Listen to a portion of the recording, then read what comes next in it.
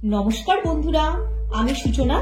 গত 13ই জানুয়ারি 2024 আমার হাজবেন্ডের কলেজে বন্ধুদের রিইউনিয়নের উদ্দেশ্যে আমরা মন্দারমণি গিয়েছিলাম।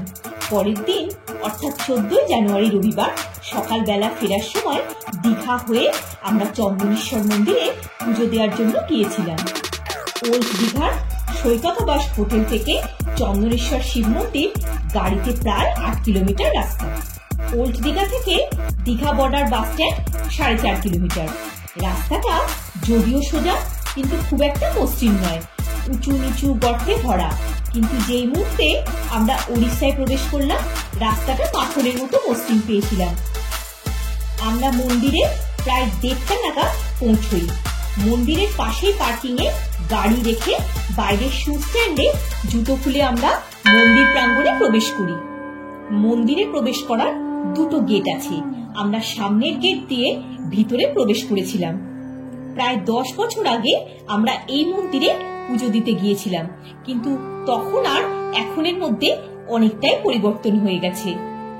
মূল প্রবেশদ্বার দিয়ে ঢুকেই বাঁদিকে একটা ছোট কাউন্টার রয়েছে। প্রথমে এই কাউন্টারে যে যার সাধ্যমতো পুজো দেওয়ার জন্য পুজোর ডালার মূল্য অনুসারে কুপন কেটে নিতে হবে। এটা অবশ্য বাধ্যতামূলক নয়, কেউ চাইলে এমনিও মন্দির দর্শন করে চলে আসতে পারেন।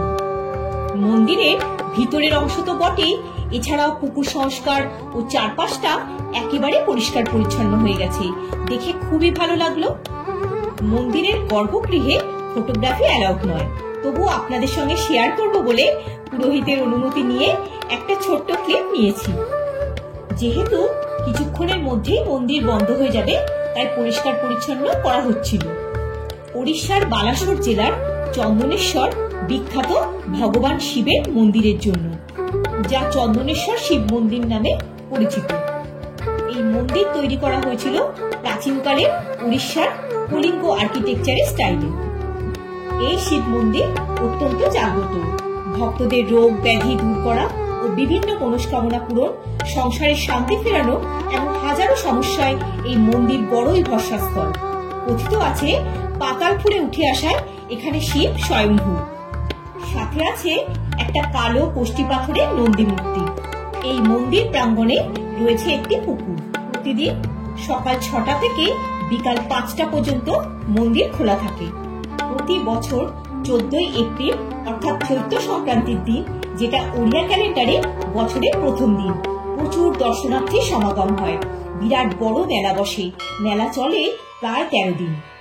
খুব ভালোভাবে পুজো দিয়ে মন্দিরের প্রাঙ্গণে খানিকক্ষণ ঘোরাঘুরি করে কিছু কিনবো না তা তো হয় না, তাই আমার ঠাকুরের সিংহাসনের শিবলিঙ্গের জন্য একটি পাথর বাটি আর শিব ঠাকুরের বাহন নন্দীর একটা পাথরের মূর্তি কিনে ফেললাম। জানেন, সেদিন একটা অদ্ভুত ঘটনা মন্দিরের ভিতর ঘটেছিল। পুজো দিয়ে সবে বেরিয়েছি, হঠাৎ একটা বাছুর আমাদের সামনে এসে প্রসাদের প্যাকেটটা সমানে নিতে চাইছিল। কিছুতেই সামনের থেকে যেতে চাইছিল না। অবশেষে প্রসাদের প্যাকেট থেকে একটা লাড্ডু আর খাজা বের করে হাতে করে খাইয়ে দেওয়ার পর পরম তৃপ্তিতে সেটা খেয়ে নিজের থেকে চলে গিয়েছিল। এত শান্তি পেয়েছিলাম তা বলে বোঝাতে পারবো না।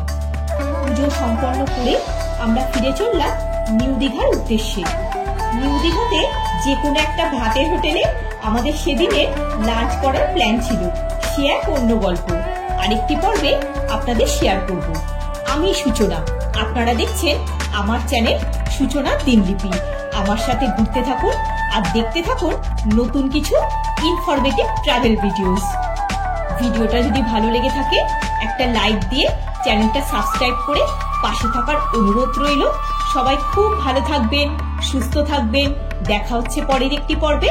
ধন্যবাদ।